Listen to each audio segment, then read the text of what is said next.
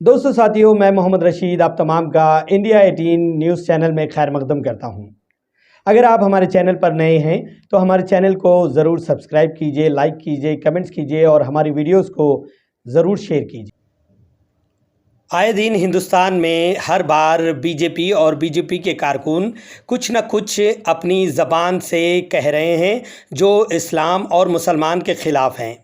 ऐसे ही पिछले दिनों कुछ एक ऐसा नाम सामने आया जिसका नाम नुपुर शर्मा, जो पेशे से एडवोकेट हैं और बीजेपी की स्पोक पर्सन हैं, जो शान रिसालत में अपनी बदकलामी का इजहार किया।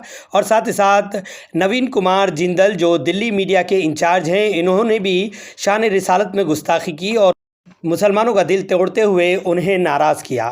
हिंदुस्तान में कई एहतजाज हुए लेकिन बीजेपी और बीजेपी की हुकूमत को कोई असर नहीं हुआ। जब गल्फ़ ममालिक को ये बात का अंदाज़ा हुआ, जब गल्फ़ ममालिक जब हिंदुस्तान से अपनी नाराज़गी का इजहार किया, तो बीजेपी और बीजेपी के तमाम ज़िम्मेदारान की आँख खुली और सारी दुनिया के सामने हिंदुस्तान को शर्मसार होना पड़ा। गलती तो बीजेपी कारकुनों की थी लेकिन हिंदुस्तान को शर्मिंदगी उठानी पड़ी। आइए हम बात करते हैं और तफसीलात से आपको बताते हैं कि क्या हुआ और कैसे हुआ। नुपुर शर्मा जो कि स्पोक पर्सन है बीजेपी की, उन्होंने एक टीवी डिबेट में सरकार दो आलम सल्लल्लाहु अलैहि वसल्लम की शान में गुस्ताखिया अल्फाज इस्तेमाल किए थे। और नवीन कुमार जिंदल जो बीजेपी के मीडिया इंचार्ज हैं, उन्होंने भी कुछ इस तरह से अपनी ज़बान को इस्तेमाल किया था।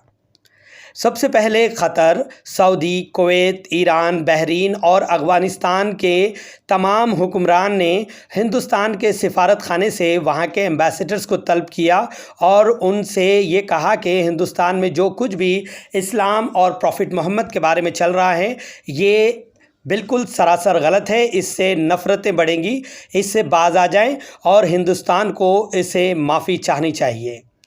जैसे ही ये बात बीजेपी के हुक्मरानों को पता चली तो इन्होंने इमीडिएट एक्शन लेते हुए नुपुर शर्मा को और नवीन कुमार जिंदल को अपनी पार्टी से मुस्तरद कर दिया। हिंदुस्तान के 80 लाख लोग गल्फ़ ममालिक में रहते हैं और 80 लाख लोग जो अपने काम या अपनी पढ़ाई के लिए गल्फ़ ममालिक में रहते हैं और वहाँ से 40 बिलियन US डॉलर कमाकर हिंदुस्तान को अपनी आमदनी भेजते हैं, जिससे हिंदुस्तान की आमदनी में भी कुछ ना कुछ फ़र्क होता है।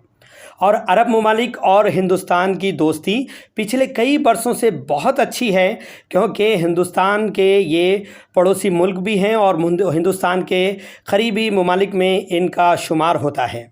और इसी के चलते पिछले कई सालों से अरब ममालिक बराबर हिंदुस्तान का साथ देते आया है और हिंदुस्तान को इनसे कई फ़ायदा भी होता है।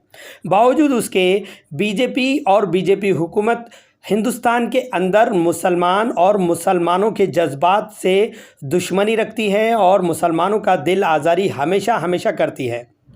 अब बताइए, क्या हम अरब ममालिक से ही पैसा कमाते हैं और अरब ममालिक हमारी मदद करता है और उसके बाद फिर इस तरह का हिंदुस्तान के अंदर ये अमल बीजेपी और बीजेपी लीडरान का रहा, तो क्या हिंदुस्तान कामयाब हो सकता है? क्या हिंदुस्तान आगे बढ़ सकता है?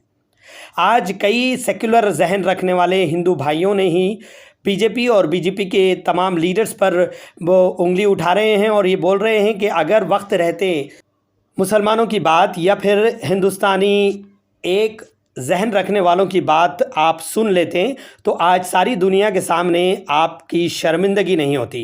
देखते रहिए इंडिया 18, लाइक कीजिए, कमेंट्स कीजिए और हमारी वीडियोस को ज़रूर शेयर कीजिए और हमारे कमेंट बॉक्स में कमेंट करके बताइए क्या हिंदुस्तान को इस तरह से करना चाहिए था।